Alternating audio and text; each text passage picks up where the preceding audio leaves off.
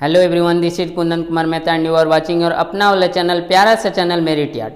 तो जैसा कि अभी तक हम लोग क्लास 10th का जो केमिस्ट्री का सेकेंड चैप्टर है अम्ल क्षारक एवं लवण, उसका जो MCQs है हम लोग कर चुके हैं। तो आज के इस लेक्चर में हम लोग केमिस्ट्री का जो थर्ड चैप्टर है यानी मेटल एंड नॉन मेटल, धातु और अधातु का जो MCQs है उसे करने वाले हैं। तो चलिए स्टार्ट करते हैं।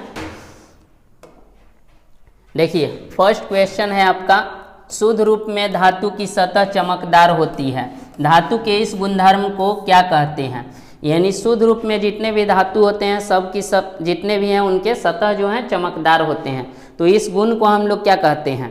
तो देखिए ऑप्शन तो ए में है आपका तन्यता, बी में है धात्विक चमक, सी में है ध्वनिक और डी में है आघातवर्ध्यता। ठीक ना, यहाँ व के ऊपर एफ होगा, आघातवर्ध्यता।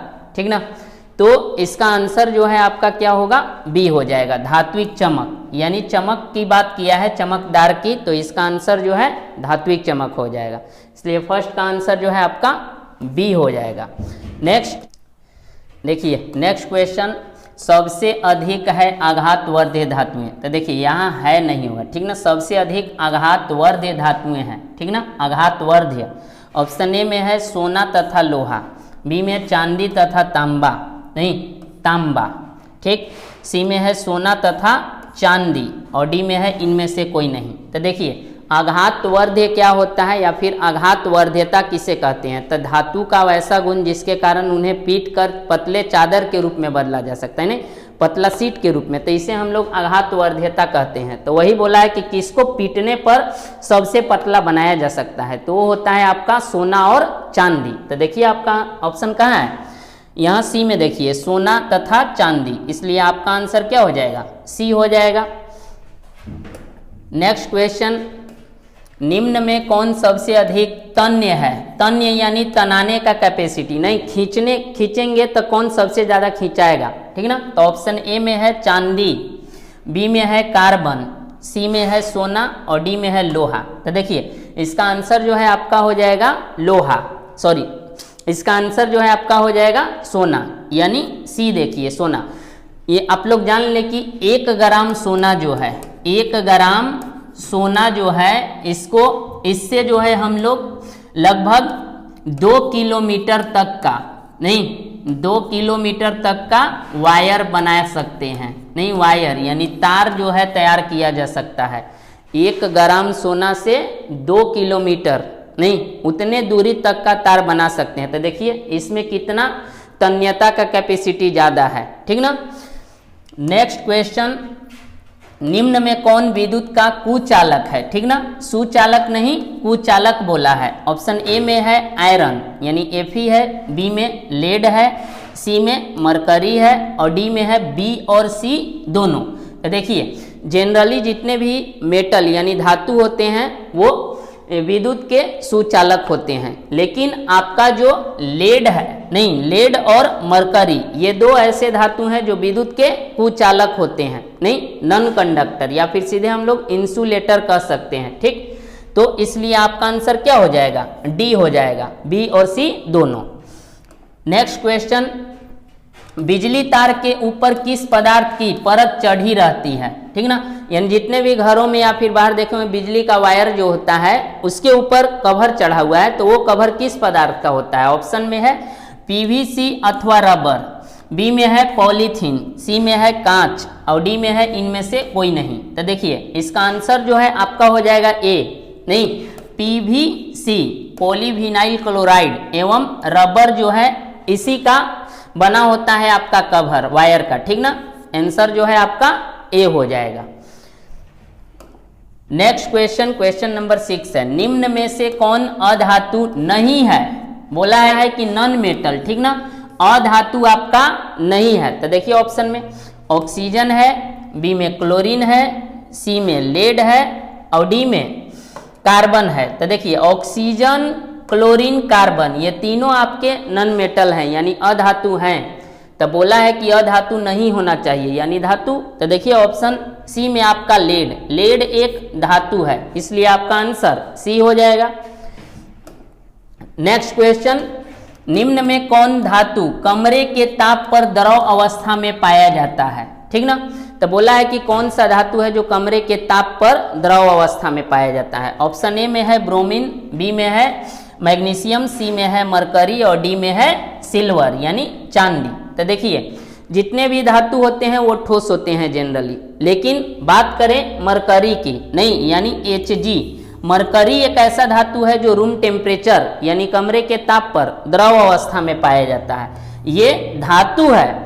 और अधातु ब्रोमीन एक ऐसा अधातु है जो कमरे के ताप पर द्रव अवस्था में पाया जाता है। तो एक से दो क्वेश्चन बन गया नहीं, यानी क्वेश्चन को इस प्रकार तैयार किया गया है ताकि ज्यादा से ज्यादा जो है आपका कवर हो सके चैप्टर, ठीक ना। पूरा क्वेश्चन से ही चैप्टर को हम लोग कवर कर लेंगे, तो इसलिए आपका आंसर क्या हो जाएगा, सी हो जाएगा। ये धातु है जो द्रव अवस्था में है और ये अधातु है जो द्रव अवस्था में है, ये याद रखेंगे। नेक्स्ट क्वेश्चन, एक ऐसे धातु का नाम बताएं जो ऊष्मा का सबसे अच्छा चालक है। नहीं, धातु का नाम बताना है और ऊष्मा का सबसे अच्छा चालक। ऑप्शन ए में है सिल्वर है, बी में आयरन है, सी में टीन है और डी में लेड है। तो देखिए बात करें ऊष्मा का सबसे अच्छा चालक जो है आपका सिल्वर होता है। कौन होता है, सिल्वर यानी चांदी। तो देखिए ऑप्शन ए में ही आपका क्या है, चांदी है, इसलिए आपका आंसर ए हो जाएगा। नेक्स्ट क्वेश्चन है सबसे अधिक मुलायम धातु, नहीं मुलायम की बात करते हैं, यानी सबसे सॉफ्ट धातु कौन सा है। ऑप्शन ए में है सोडियम, बी में है पोटेशियम, सी में कैल्शियम, डी में ए और बी दोनों। तो देखिए इसका आंसर जो है आपका हो जाएगा ए और बी दोनों, यानी सोडियम और पोटेशियम। नाक Na फॉर सोडियम और K फॉर पोटेशियम। इतना जल्दी तो नहीं भूल गए होंगे आप लोग, नहीं, चूंकि अभी तुरंत दशहरा खत्म हुआ है, नहीं तो नाक याद ही होगा। ये ऐसे हैं जो आग लगा देते हैं, नहीं तुरंत आग लगाने वाले हैं। तो रामायण में नहीं देखे थे आप लोग, शूर्पणखा का नाक कैसे आग लगाया, लंका दहन पूरा हो गया उसके चलते, नहीं। तो ठीक वैसे ही यहाँ पर सोडियम और पोटेशियम है, ये ऐसे धातु हैं जो आग भी लगाते हैं और ये सॉफ्ट भी हैं जो चाकू से आसानी से कट जाते हैं, जैसे शूर्पणखा का नाक। इसलिए आपका आंसर क्या है, डी हो जाएगा। नेक्स्ट क्वेश्चन, दो धातुओं का नाम बताएं जिनका गलनांक बहुत कम होता है। धातु बोला है और गलनांक कम होना चाहिए, धातु नहीं और गलनांक कम होना चाहिए। तो देखिए जनरली यानी प्रायः बात करते हैं धातु तो उनका गलनांक और क्वथनांक दोनों बहुत ही ज्यादा होता है, लेकिन यहाँ कम की बात किया है तो एक्सेप्शन में है। तो देखिए ऑप्शन ए में है आयरन तथा कॉपर, बी में है सोडियम तथा टीन, सी में है गैलियम तथा सीजियम और डी में है मरकरी तथा ब्रोमीन। तो इसका आंसर जो है आपका हो जाएगा सी। गैलियम और सीजियम दो ऐसे धातु हैं जिनका गलनांक बहुत ही कम होता है। इनको जैसे ही हम लोग अपने हथेली पर रखते हैं ये पिघलना शुरू कर देते हैं, ठीक ना। नेक्स्ट क्वेश्चन, क्वेश्चन नंबर 11, एक अधातु जो विद्युत का सुचालक। देखिए क्वेश्चन देख रहे हैं, ज्यादातर क्वेश्चन जो है एक्सेप्शन से पूछा गया और ऐसा ही एग्जाम में भी पूछा जाता है, तो ज्यादातर एक्सेप्शन पर ध्यान देना है, नहीं ज्यादा से ज्यादा फोकस करें। तो अधातु बोला है और विद्युत का सुचालक बोला है। जनरली अधातु विद्युत के कुचालक होते हैं, ठीक ना। तो एक है जो विद्युत का सुचालक है, तो देखिए ऑप्शन ए में है सोडियम, बी में है लेड, सी में है ग्रेफाइट और डी में है चांदी।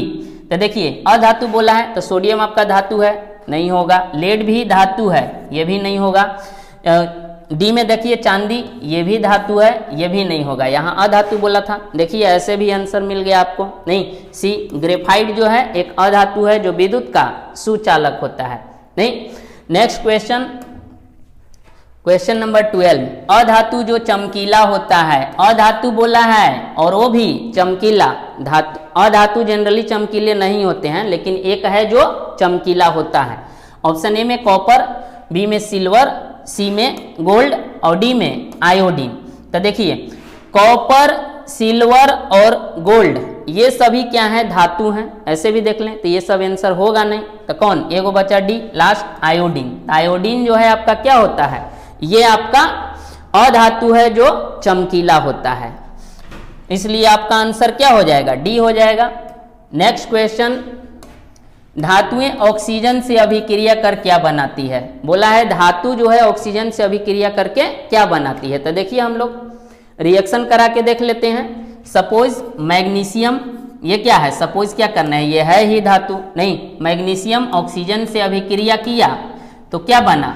मैग्नीशियम ऑक्साइड बन गया, MgO बना, ठीक ना।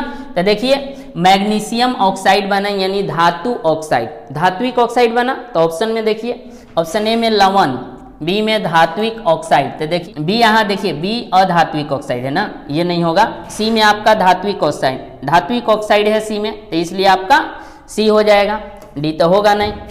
नेक्स्ट क्वेश्चन, क्वेश्चन नंबर 14, निम्न में कौन से धातुएं ऑक्सीजन से अधिक ताप पर भी अभिक्रिया नहीं करते हैं? यानी बताना है कि कौन ऐसे धातु हैं जो ऑक्सीजन से हाई टेम्परेचर पर भी रिएक्शन नहीं करेंगे। ऑप्शन ए में है सोडियम और पोटेशियम, तो ये तब बाबू ठंडे जल के साथ ही नहीं, लो टेम्परेचर पर भी ये रिएक्शन कर लेते हैं तेजी से। मैग्नीशियम और लिथियम की बात करते हैं तो ये आपका होगा नहीं।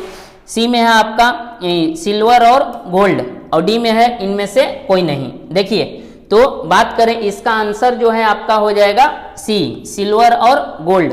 चूंकि सोना और चांदी जो है ये क्या होते हैं? बहुत ही कम रिएक्टिव होते हैं, लेस रिएक्टिव है, इसीलिए ये जल्दी रिएक्शन नहीं करते हैं, ठीक ना। नेक्स्ट क्वेश्चन, क्वेश्चन नंबर 15, किसे केरोसिन तेल में डुबोकर रखा जाता है? तो जो आग लगाता होगा उसी को ना।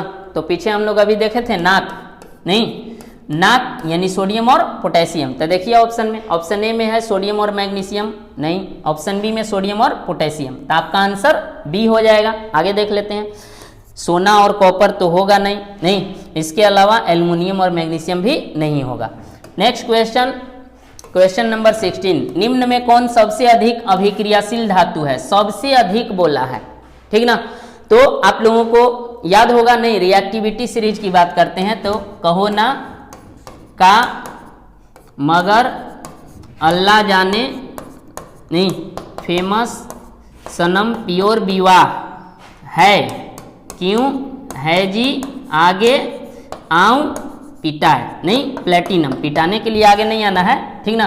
तो देखिए रिएक्टिविटी सीरीज की बात करते हैं, ये है आपका सक्रियता श्रेणी। इसमें ऊपर से नीचे आने पर आपका रिएक्टिविटी जो है यानी क्रियाशीलता जो है या फिर अभिक्रियाशीलता जो है वो आपका घटता है। क्या होता है? ऊपर से नीचे आने पर घटता है, डिक्रीज होता है, नहीं, कम होता है। तो देखिए ऊपर जो होगा नहीं वो सबसे अधिक होगा। ऑप्शन देखिए ध्यान से, सोडियम, बी में मैग्नीशियम, सी में कैल्शियम और डी में क्लोरीन है। तो इन सबों में देखिए तो ऊपर कौन है? यहाँ देखिए पोटेशियम के बाद सोडियम का नंबर है, तो इसलिए आपका आंसर ए हो जाएगा, सोडियम, नहीं। देखिए नेक्स्ट क्वेश्चन है आपका, निम्न में कौन सा कथन सत्य है? यानी इनमें से कौन सा कथन जो है आपका सत्य है? ऑप्शन ए में है पोटेशियम तथा सोडियम ठंडे जल के साथ तेजी से अभिक्रिया करते हैं। तो पोटेशियम और सोडियम जो है ठंडे जल के साथ तेजी से अभिक्रिया करते हैं, ये कथन जो है आपका सही है। बी में है मैग्नीशियम गर्म जल के साथ अभिक्रिया करता है, तो मैग्नीशियम जो है गर्म जल के साथ अभिक्रिया करता है, सेकेंड भी आपका कथन सही है। एल्यूमिनियम, जिंक तथा आयरन भाप के साथ अभिक्रिया करते हैं, ये तीनों जो हैं भाप के साथ अभिक्रिया करते हैं, ये कथन भी आपका सही है। यानी बोले तो सभी कथन जो है आपका सही है, इसलिए आपका आंसर क्या हो जाएगा? डी हो जाएगा, इनमें से सभी। देखिए नेक्स्ट क्वेश्चन, निम्नलिखित में कौन सा कथन असत्य है? इस बार बताना है कि गलत कौन सा है, ठीक ना। सोडियम तथा पोटेशियम की अभिक्रिया से उत्पन्न हाइड्रोजन तत्काल प्रज्वलित हो जाता है, नहीं, यानी कह रहा है कि सोडियम और पोटेशियम जो है इसके अभिक्रिया से उत्पन्न हाइड्रोजन जो है वो जैसे ही निकलता है नहीं अभिक्रिया में वो तुरंत जलने लगता है, नहीं, प्रज्वलित हो जाता है, जल जाता है। तो ये कथन आपका क्या है? सही है, नहीं, ये सही है। कैल्शियम तथा मैग्नीशियम जल के सतह पर तैरते हैं क्योंकि हाइड्रोजन गैस इनकी सतह से चिपक जाता है, नहीं, तो ये कथन भी आपका क्या है? सही है, ठीक ना। कैल्शियम और मैग्नीशियम जो है जल के सतह पर तैरते हैं, नहीं, क्योंकि ये हाइड्रोजन जो है इनके सतह से चिपक जाता है, ठीक ना, हाइड्रोजन गैस जो है इनके सतह से चिपक जाता है, तो ये भी सही है। लेड, कॉपर, सिल्वर तथा गोल्ड नहीं, यानी सोना जल के साथ अभिक्रिया नहीं करते हैं, नहीं करते हैं बोला है, तो बात सही है। नहीं, ये सभी जो है जल के साथ अभिक्रिया नहीं करते हैं, चूंकि ये क्या है, बहुत ही कम रिएक्टिव है, नहीं बहुत ही कम अभिक्रियाशील होते हैं ये जितने भी धातु दिए गए हैं यहाँ पर, इसलिए हाइड्रोजन को विस्थापित नहीं कर पाएंगे, क्योंकि ये रिएक्टिविटी सीरीज में क्या हाइड्रोजन से भी नीचे आते हैं, ठीक ना।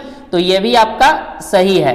और लास्ट में बोला जाए एल्यूमिनियम ऑक्साइड तथा जिंक ऑक्साइड उभयधर्मी ऑक्साइड नहीं है, यहाँ देखिए दिया गया है, जो कि ऐसी बात नहीं है, चूंकि एल्यूमिनियम ऑक्साइड नहीं, एल्यूमिनियम ऑक्साइड Al2O3 और जिंक ऑक्साइड जो है ZnO, ये दोनों के दोनों उभयधर्मी ऑक्साइड होते हैं, और यहाँ बोल रहा है कि नहीं होते हैं, तो ये ऑप्शन आपका डी जो है ये क्या है, गलत हो गया। नहीं, क्वेश्चन में असत्य बोला था, इसलिए आपका आंसर सही क्या हो जाएगा, डी हो जाएगा। नहीं, सही आंसर डी होगा आपका। नेक्स्ट क्वेश्चन, क्वेश्चन नंबर 19, धातु किस अम्ल के साथ अभिक्रिया कर हाइड्रोजन गैस उत्पन्न नहीं करते हैं। बोला है ना, जनरली जो है धातु अम्ल के साथ अभिक्रिया करते हैं तो हाइड्रोजन गैस उत्पन्न करते हैं, लेकिन यहाँ पर बोला है कि किस अम्ल के साथ अभिक्रिया करने पर हाइड्रोजन गैस उत्पन्न नहीं करते हैं। तो देखिए, धातु जो है नाइट्रिक अम्ल के साथ अभिक्रिया करते हैं तो हाइड्रोजन गैस जनरली उत्पन्न नहीं करते हैं। तो देखिए ऑप्शन में आपका ए में HCl है, बी में H2SO4 है, सी में एसिटिक एसिड है और डी में नाइट्रिक एसिड HNO3, इसलिए आपका आंसर डी हो जाएगा। ये आपका हाइड्रोक्लोरिक एसिड है, ये सल्फ्यूरिक एसिड, ये एसिटिक एसिड, और डी जो है आपका नाइट्रिक एसिड है, इसलिए डी आपका सही हो जाएगा। नेक्स्ट क्वेश्चन, कौन से धातुएं नाइट्रिक अम्ल के साथ अभिक्रिया कर हाइड्रोजन गैस उत्सर्जित करते हैं। जनरली देखिए, जनरली जो धातु होते हैं वो नाइट्रिक अम्ल के साथ अभिक्रिया करके हाइड्रोजन गैस उत्पन्न नहीं करते हैं, चूंकि HNO3 जो है आपका नाइट्रिक एसिड जो है ये आपका स्ट्रॉन्ग ऑक्सीडाइजिंग एजेंट है, ठीक ना।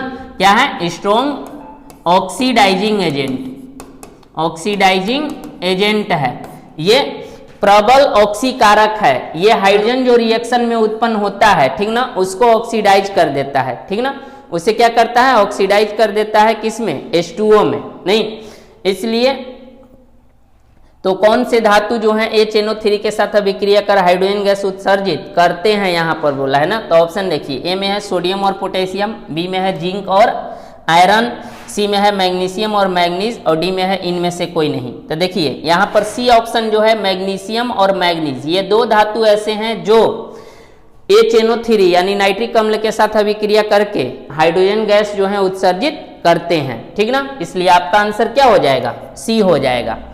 नेक्स्ट, निम्न में कौन तनु HCl के साथ अभिक्रिया नहीं करता है, ठीक ना, कौन जो है तनु HCl के साथ अभिक्रिया नहीं करता है। तो ऑप्शन में देखिए, ऑप्शन ए में सोडियम, बी में मैग्नीशियम, नेक्स्ट आपका यहाँ पर जिंक है और लास्ट में कॉपर है। तो देखिए तब तनु HCl के साथ अभिक्रिया करने यानी कौन नहीं करता होगा, जो सबसे कम अभिक्रियाशील हो। नहीं, तो देखिए चारों में कौन जी, सोडियम, मैग्नीशियम और जिंक जो है ये तीनों जो है कॉपर से अधिक अभिक्रियाशील है, तो कॉपर जो है इन सबों से कम अभिक्रियाशील है। ऐसे भी रिएक्टिविटी सीरीज में कॉपर जो है हाइड्रोजन से नीचे आता है, नहीं, तो इसलिए आपका डी आंसर सही हो जाएगा, ये अभिक्रिया नहीं करेगा तनु HCl के साथ। नेक्स्ट है आपका एक्वारेजिया, मिश्रण होता है एक्वारेजिया। नहीं, सुनार लोग जो हैं, नहीं, जब सोना जैसे जो भी पहनते हैं, नहीं, गहना जो भी पहनते हैं तो जब गंदा हो जाता है, नहीं, कहते हैं थोड़ा सा चमक चला गया तो कंडीशन में उसे लेकर जाते हैं सुनार के पास, तो वो क्या करता है, एक सॉल्यूशन यानी विलयन होता है, उसमें क्या करता है, उस गहना को डालता है और तुरंत निकाल देता है, तुरंत चमकने लगता है। नहीं, तो जिस विलयन में डालता है वो आपका एक्वारेजिया होता है, ठीक ना। तो देखिए ऑप्शन ए में है 3H2SO4 यानी सल्फ्यूरिक एसिड का 3 मोलेकुल है और HCl का 1 मोलेकुल, बी में है 2HNO3 है तथा HCl है, सी में आपका 3HCl तथा HNO3 है, डी में है आपका H2SO4 तथा 3HCl। तो देखिए एक्वारेजिया जो है आपका हाइड्रोक्लोरिक अम्ल और नाइट्रिक अम्ल का मिश्रण होता है। तो देखिए तो ऑप्शन में कहाँ कहाँ है ऐसा हाइड्रोक्लोरिक और नाइट्रिक, तो इसमें नहीं है, यहाँ पर केवल हाइड्रोक्लोरिक एसिड है, इसमें नाइट्रिक अम्ल और हाइड्रोक्लोरिक दोनों है, ठीक ना, और यहाँ पर भी है, लेकिन रेशियो भी वहाँ पर फिक्स होता है। आपका HCl जो है इसका 3:1 में मिक्स किया जाता है, ठीक ना, HCl जो है ये आपका 3 होता है और नाइट्रिक अम्ल जो है ये इसका जो है 1 भाग लिया जाता है, यानी 3HCl और HNO3 यानी 1HNO3। तो इस प्रकार आपका आंसर जो है सी सही हो जाएगा। नेक्स्ट, निम्न में कौन आयनिक यौगिक या वैद्युत संयोजक यौगिक नहीं है? देखिए नहीं कहा है, तो आयनिक यौगिक को हम लोग वैद्युत संयोजक यौगिक भी कहते हैं, ठीक ना। तो नहीं बताना है कि कौन नहीं है। ऑप्शन ए में है कैल्शियम क्लोराइड, बी में सोडियम क्लोराइड, सी में मैग्नीशियम क्लोराइड और डी में CH4 यानी मीथेन। तो देखिए इन सबों में बात करें तो CH4 जो है ये आपका आयनिक यौगिक नहीं है, ये आपका कोवैलेंट यौगिक है। नहीं, क्या है? कोवैलेंट कंपाउंड है।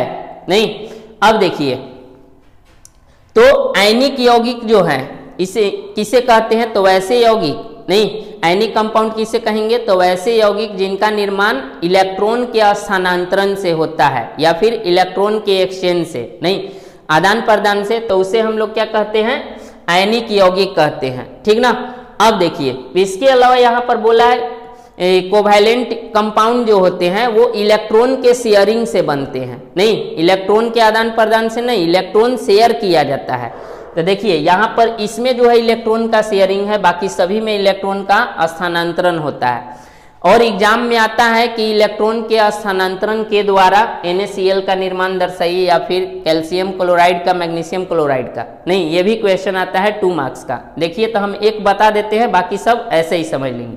तो देखिए इलेक्ट्रॉन के स्थानांतरण के द्वारा मान लेते हैं कि हम MgCl2 का निर्माण दर्शा रहे हैं, किसी का भी दर्शा सकते हैं आयनिक यौगिक का। नहीं, तो सबसे पहले क्या करेंगे, यहाँ पर मैग्नीशियम जो है ये क्या करेगा कि 2 इलेक्ट्रॉन को ये त्यागेगा, ठीक ना। Mg+2 2 इलेक्ट्रॉन को बाहर निकालेगा तो आपका मैग्नीशियम आयन बनेगा Mg+2, ठीक ना। और मेटल जनरली इलेक्ट्रॉन को डोनेट करते हैं, इसलिए यहाँ पर मेटल है मैग्नीशियम, तो ये इलेक्ट्रॉन बाहर निकाला। अब दोनों का इलेक्ट्रॉनिक कन्फिग्रेशन करते हैं यहाँ पर हम लोग पहले कि मैग्नीशियम का कितना होगा 282, नहीं 2 और 8 10 और 2 12, एटॉमिक नंबर 12 है इसका ना। अब देखिए यहाँ पर इसका करेंगे तो इसका क्या होगा 28 होगा, ठीक ना। अब देखिए ये जो है 2 देखिए यहाँ पर आउटर में था और यहाँ पर यही 2 बाहर निकल गया है, ठीक ना। तो 10 यहाँ हो गया। अब देखिए इसके साथ क्लोरीन है, तो क्लोरीन का हम लोग करते हैं, क्लोरीन जो है क्या करेगा, यहाँ पर इलेक्ट्रॉन को लेगा, ठीक ना।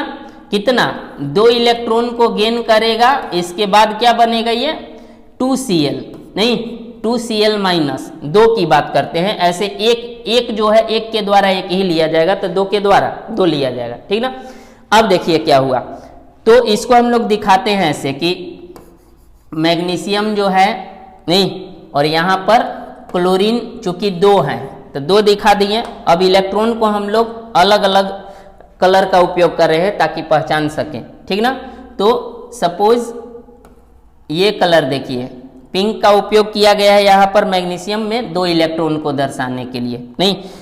और हम उपयोग करते हैं क्लोरीन में जो है दूसरा का ग्रीन का सपोज कर देते हैं, नहीं। इसके आउटर मोस्ट में कितना इलेक्ट्रॉन होगा, ओ इलेक्ट्रॉनिक कॉन्फ़िगरेशन नहीं किए ना।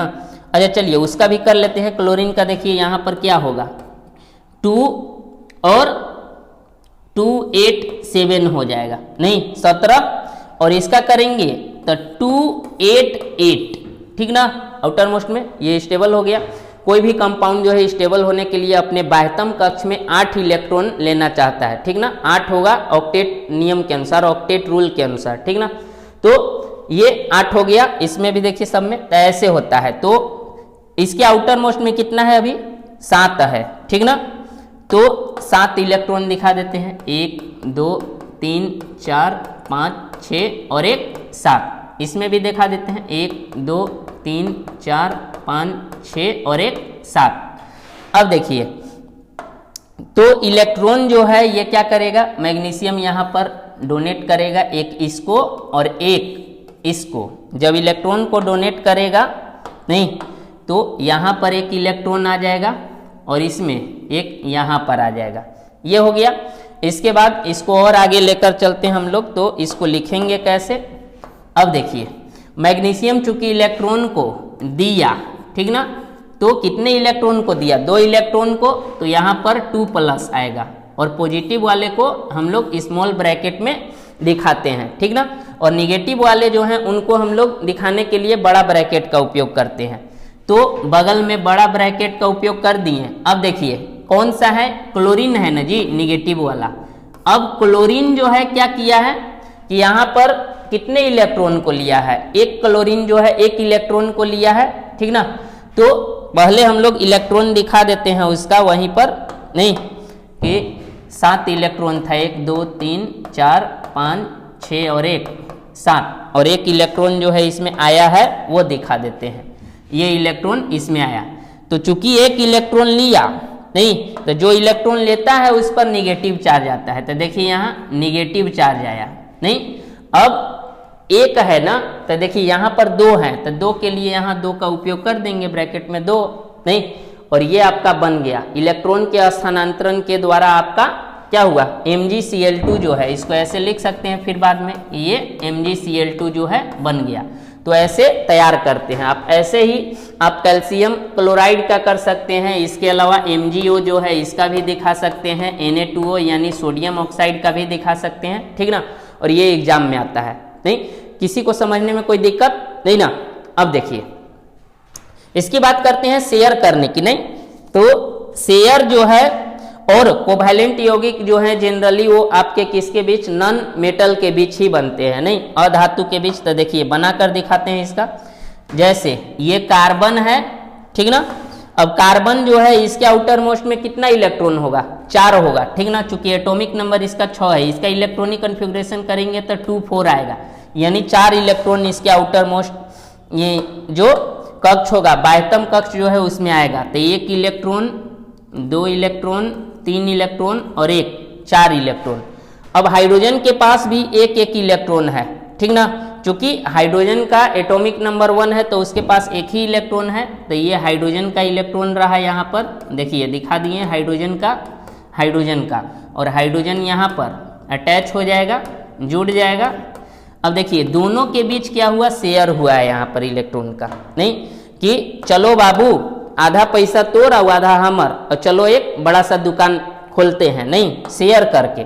तो वैसे ही यहाँ पर शेयरिंग किया गया है। अब देखिए शेयरिंग जब हो गया तो यहाँ पर देखिए ये सब शेयर कैसे किया है, ये देखिए कार्बन का 8 पुर गया, नहीं, 2 2 4 2 6 और 2 8। हाइड्रोजन जो है डुएट पूरा करता है, नहीं, उसके पास 2 का ही कैपेसिटी है। तो ये देखिए ऐसे होगा घेरा, नहीं, ये हाइड्रोजन 2 2 पूरा कर लिया। ये देखिए इस प्रकार आपका CH4 जो है बना हुआ है, नहीं। तो अब हमें समझ, यानी अब हम कह सकते हैं कि आप लोगों को जो है समझ में आ चुका है। अगर नहीं भी आया होगा तो इसको बार बार रिपीट करेंगे, वीडियो को देख लेंगे, नहीं, और तब आप लोगों को अच्छे से समझ में आएगा। अब नेक्स्ट क्वेश्चन, नेक्स्ट है आपका Cl-, यहाँ माइनस होगा, ठीक ना, ये डैश नहीं है, माइनस है, यानी क्लोराइड का सही इलेक्ट्रॉनिक विन्यास है। Cl- का बोला है, तभी तुरंत हम लोग किए थे, नहीं, चूंकि एटॉमिक नंबर क्लोरीन का कितना है जी, 17 है, ठीक ना, 17। तो इसका करते हैं KLMN, नहीं, KLMN के अनुसार करते हैं तो क्या होगा, के का कैपेसिटी 2 होता है, इसका 8 होता है, इसका 18 और इसका 32, नहीं। लेकिन इलेक्ट्रॉन जब फिलअप होता है तो 8 के ही सीक्वेंस में चलते हैं, तो ऐसे चलेंगे 2 8 8 और 2 10, और यहाँ है 17, नहीं, और चूंकि 1 माइनस है बाबू तो 1 इलेक्ट्रॉन लिया है, नहीं, तो 17 और 1 18 हो जाएगा, इसलिए लास्ट में कितना बचा 8, तो 288 ये होगा क्लोराइड का सही इलेक्ट्रॉनिक विन्यास, यानी Cl- का। तो देखिए ऑप्शन में कहाँ है 288, देखिए सी ऑप्शन आपका सही है, 288 हो गया ना। नेक्स्ट क्वेश्चन, क्वेश्चन नंबर 25, निम्नलिखित में कौन सा आयनिक गुणधर्म सत्य नहीं है, सही नहीं है बाबू बोला है, ठीक ना। आयनिक गुणधर्म ऑप्शन ए में है कि ठोस तथा कठोर, यानी आयनिक यौगिक जो हैं वो ठोस और कठोर होते हैं, ठोस और कठोर होते हैं, तो बिल्कुल सही होते हैं। इनका उच्च गलनांक तथा क्वथनांक होता है, इनका गलनांक और क्वथनांक हाई होता है, उच्च होता है, ये भी सही है। केरोसिन, पेट्रोल आदि में विलय होते हैं। आयनिक यौगिक जो है केरोसिन, पेट्रोल और ये सभी जो हैं विलय नहीं, इनमें जो है ऑल ओवर बोले तो बोला गया है इसी में कि ये आयनिक यौगिक जो हैं केरोसिन, पेट्रोल इन सबों में घुलते हैं, तो ये सभी इनमें नहीं घुलते हैं। ये आपका असत्य हो गया। और लास्ट है आयनिक यौगिकों के जलीय विलयन विद्युत के चालन करते हैं, ठीक ना। ये इलेक्ट्रिसिटी के गुड कंडक्टर होते हैं, यानी बिजली इनसे पास होती है आयनिक यौगिक के जलीय विलयन से। तो इस प्रकार आपका आंसर क्या हो जाएगा, यहाँ पर सी हो जाएगा। नहीं, नेक्स्ट, ठोस अवस्था में आयनिक यौगिक विद्युत का चालन क्यों नहीं करते हैं, बताना है, ठीक ना।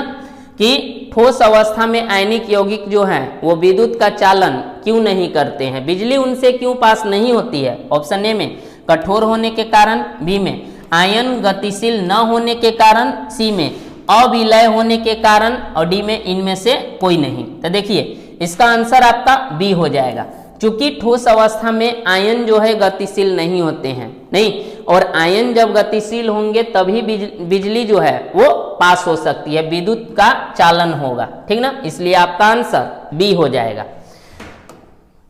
नेक्स्ट क्वेश्चन, भूपर्पट्टी में प्राकृतिक रूप से पाए जाने वाले तत्वों या यौगिकों को क्या कहते हैं। यानी भूपर्पट्टी यानी जमीन के अंदर जो है प्राकृतिक रूप से जो भी तत्व या यौगिक पाया जाता है तो उसे हम लोग क्या कहते हैं, खनिज कहते हैं। तो देखिए ऑप्शन, गैंग, अयस्क, खनिज, आपका आंसर सी हो जाएगा। लास्ट इनमें से कोई नहीं, ये तो होगा नहीं। नेक्स्ट, अयस्कों में पाई जाने वाली अशुद्धियां, ठीक ना, होती है। यानी अयस्क क्या होता है, तो देखिए भूपर्पट्टी में वैसे खनिज नहीं जिनमें, भूपर्पट्टी में कुछ ऐसे खनिज होते हैं जिनमें विशेष धातु जो है बहुत ज्यादा मात्रा में पाई जाती है, नहीं, ज्यादा मात्रा में, और जिन्हें निकालना हमारे लिए लाभदायक होते हैं, यानी मनुष्य के लिए वो बेनिफिशियल है, तो उसे हम लोग अयस्क कहते हैं। तो देखिए अशुद्धियां जो होता है अयस्क में, उसे हम लोग गैंग के नाम से जानते हैं। क्या कहते हैं, गैंग, बाहर वाला नहीं, गुंडा गैंग नहीं है बाबू, ठीक ना। ऑप्शन ए में खनिज है, बी में गैंग है, सी में अमलगम और डी में मिश्र धातु। तो आपका आंसर क्या हो जाएगा, बी हो जाएगा। नेक्स्ट क्वेश्चन, सीना बार किसका अयस्क है। देखिए सीना बार जो है ये आपका मरकरी का अयस्क है। किसका, मरकरी का, चूंकि फॉर्मूला इसका होता है HgS, इसी को सीना बार कहते हैं। तो देखिए ऑप्शन लोहा, मरकरी, बी आपका सही आंसर है। जिंक और कॉपर ये होगा नहीं। देखिए नेक्स्ट क्वेश्चन, भर्जन द्वारा प्राप्त किया जा सकता है, यानी भर्जन के द्वारा किसे प्राप्त किया जा सकता है। तो हम लोग मेटल को प्राप्त करने से पहले हम लोग ये समझ लेते हैं कि भर्जन होता क्या है, ठीक ना। देखिए भर्जन जो है आपका पहले सल्फाइड अयस्क के लिए होता है। किसके लिए, सल्फाइड और जो होता है अयस्क, उसके लिए इसका उपयोग किया जाता है, ठीक ना। अब भर्जन क्या है, तो भर्जन क्या होता है, जब सल्फाइड अयस्क को ऑक्सीजन की उपस्थिति में उच्च ताप पर गर्म किया जाता है, ठीक ना, तो क्या होता है आपका सल्फाइड अयस्क जो है नहीं, ये आपका ऑक्साइड में कन्वर्ट हो जाता है। इसके अलावा सल्फर डाइऑक्साइड गैस बाहर निकलता है, नहीं, इसी को हम लोग भर्जन कहते हैं। जैसे एग्जाम्पल के रूप में समझ लेते हैं कि जिंक सल्फाइड होता है, ठीक ना, इसको ऑक्सीजन के उपस्थिति में और गर्म किया जाता है, हीट किया जाता है उस ताप पर, तो ये आपका जिंक ऑक्साइड बनता है प्लस SO2 यानी सल्फर डाइऑक्साइड देता है। तो यहाँ पर देखिए सल्फाइड अयस्क के लिए होता है। और अब देखिए ऑप्शन को ध्यान से देखिए, कैल्शियम है, मैग्नीशियम है, जिंक है और सोडियम है। तो बाकी तीन की बात करें, कैल्शियम, मैग्नीशियम और सोडियम, इनको प्राप्त करने के लिए विद्युत अपघटन का उपयोग किया जाता है, नहीं इलेक्ट्रोलिसिस। चूंकि ये सभी क्या है, बहुत ही ज्यादा रिएक्टिव, यानी उच्च सक्रियता श्रेणी में ऊपर आते हैं, नहीं, यानी अधिक अभिक्रियाशील होते हैं, तो ये ऐसे प्राप्त नहीं हो सकते हैं, ठीक ना। इसलिए इनको प्राप्त करने के लिए विद्युत अपघटन का उपयोग किया जाएगा। तो आपका आंसर सी हो जाएगा। नहीं, जिंक जो है हम लोग भर्जन के द्वारा प्राप्त करते हैं, जैसे कि देखिए यहाँ पर दिखाया गया है। नहीं, अब देखिए ये तो हुआ एक स्टेप। इसके बाद जब ये ऑक्साइड में बदलता है तो इसका रिडक्शन कराया जाता है, ठीक ना, कार्बन के प्रेजेंस में अपचयन कराया जाता है। जिंक ऑक्साइड जो है कार्बन के प्रेजेंस में इसका अपचयन कराया जाता है, नहीं, तो ये जिंक बाहर हो जाएगा और कार्बन मोनोऑक्साइड गैस उत्पन्न होगा, ठीक ना। तो इसलिए आपका आंसर क्या हो जाएगा, सी हो जाएगा, जिंक हो जाएगा। नेक्स्ट, सल्फाइड अयस्क को वायु के उपस्थिति में अधिक ताप पर गर्म करने पर या ऑक्साइड में परिवर्तित हो जाता है, नहीं या नहीं, ये क्या होगा, यह, ठीक ना, यह ऑक्साइड में बदल जाता है एवं यह प्रक्रिया कहलाता है। तो इस प्रक्रिया को हम लोग क्या कहते हैं, अभी तुरंत पीछे देखे ना क्वेश्चन में क्या कहते हैं, भर्जन। तो देखिए ऑप्शन ए में आपका भर्जन है, ऑप्शन ए सही है। नेक्स्ट है बी में निस्तापन। तो निस्तापन क्या होता है, देखिए ये जो है आपका भर्जन जो है सल्फाइड अयस्क के लिए होता है, और ये निस्तापन जिसको इंग्लिश में कैल्सिनेशन कहते हैं, कैल्सिनेशन, नहीं ये कैल्सिनेशन होता है। निस्तापन जो है ये आपका कार्बोनेट अयस्क के लिए होता है, किसके लिए, कार्बोनेट अयस्क के लिए। इसमें क्या किया जाता है कि कार्बोनेट अयस्क जो होते हैं, धातु के जो कार्बोनेट अयस्क होते हैं, उनको केवल ऑक्सीजन के अनुपस्थिति में या सीमित ऑक्सीजन के उपस्थिति में, ठीक ना, इनको गर्म किया जाता है और आपको क्या मिलता है, मेटल प्राप्त हो जाता है, ठीक ना, मेटल जो है प्राप्त होता है। तो मेटल प्राप्त होने का मतलब क्या कहा जा रहा है कि वो जो है क्या, वो आपको ऑक्साइड में कन्वर्ट हो जाता है, ठीक ना। तो ये निस्तापन कहलाता है। यहाँ अपचयन है, अपचयन तो बहुत पहले से ही आप लोग जानते हैं, नहीं डी इनमें से कोई तो होगा नहीं। नेक्स्ट, धातु ऑक्साइड से धातु को प्राप्त किस प्रक्रिया से किया जाता है। अभी तुरंत देखें कि धातु ऑक्साइड से धातु को प्राप्त करने का प्रक्रिया क्या है, अपचयन होता है। तो देखिए उपचयन नहीं अपचयन, आपका बी आंसर सही हो जाएगा। भर्जन ये तो होगा नहीं, निस्तापन भी नहीं होगा।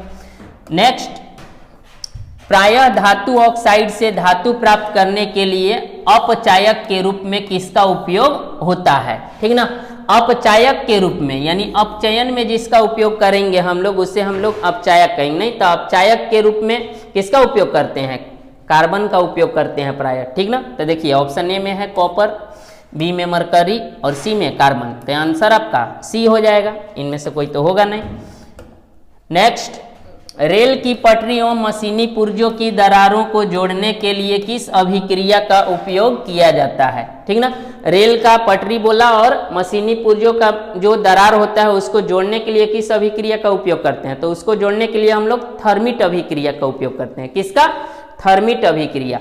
ऑप्शन ए में है वियोजन, बी में ऊष्माशोषी, सी में आपका है थर्मिट अभिक्रिया। तो आपका आंसर सी हो जाएगा, निस्तापन तो होगा नहीं। अब देखिए थर्मिट अभिक्रिया में होता क्या है, थर्मिट अभिक्रिया में क्या होता है कि आपका आयरन ऑक्साइड नहीं Fe2O3 होता है, ये इसका रिएक्शन कराया जाता है किसके साथ, एल्यूमिनियम के साथ, ठीक ना, एल्यूमिनियम के साथ कराया जाता है। तो एल्यूमिनियम जो है ये रिएक्शन करके नहीं फेरिक ऑक्साइड के साथ अभिक्रिया करके ये बनाता है एल्यूमिनियम ऑक्साइड Al2O3, ये आपका सॉलिड होता है, प्लस आयरन Fe अलग हो जाता है, ये आपका लिक्विड गलित अवस्था में प्राप्त होता है, ठीक ना।